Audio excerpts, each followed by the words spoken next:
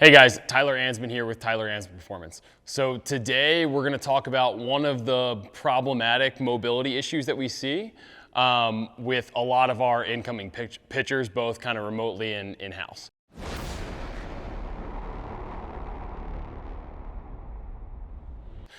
So one of the things we'll see is when we assess guys, they'll be missing end range wrist extension.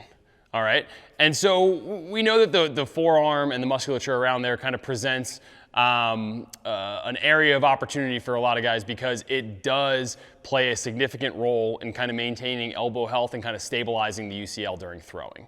All right, so one of the things that we want to do is we want to make sure that this range of motion stays intact and we stay strong through these ranges of motion. So not just stretching these tissues, right? Because it's kind of a whole different topic to get into that's beyond the scope of this video. But we want to make sure we're actually kind of adding strength to these kind of end ranges of motion. So one of the ways that we go about doing this are with kind of a protocol designed by Dr. Andrew Espina of functional range conditioning. And these are called PALS and rails. And so it's kind of an isometric based protocol. And so PALS is progressive angular isometric loading and rails is regressive angular isometric loading. All right, and so it's not super important to remember what they stand for, but basically in one of the pieces we're going to kind of activate the muscle that we're kind of trying to gain range with. And then in the other case, we're going to activate the antagonist to kind of gain some range through there. All right, and so we're going to demonstrate our kind of one of the PALS and rails that we do for wrist extensions with a lot of our throwers today. All right, let's get to it. Okay, so setup, we're going to be in a quadruped position, so on all fours. You're going to think about getting your fingers, right, all the way stretched out and as wide as they go. From here, we're going to turn the crooks of those elbows so they're forward, right? So we got those shoulders kind of externally rotated. Elbows are going to be fully extended, okay? We're going to push our shoulders a little bit forward so they're kind of just past our fingertips, okay? So now we're in kind of a relatively aggressive wrist extension position.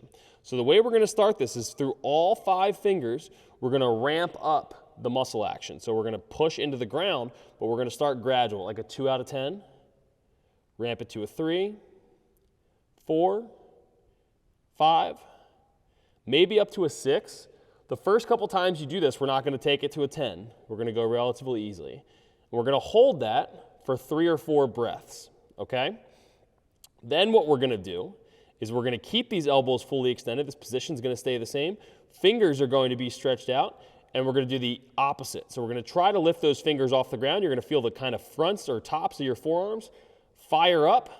Okay, so we're trying to lift those fingertips off the ground, but really nothing's going to happen. We're not going to move. And on this one, you can take it to a pretty high intensity. You don't need to ramp it as much as on the last one. Okay, and then we'll do this in reverse.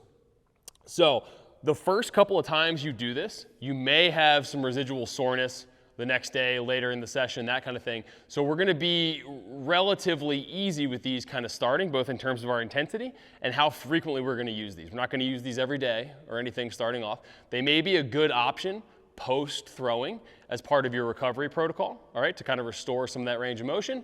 And they may also be good on days, prior to, like, days before a lower intensity throwing session, may be a good time to experiment with it and see how you feel the next day.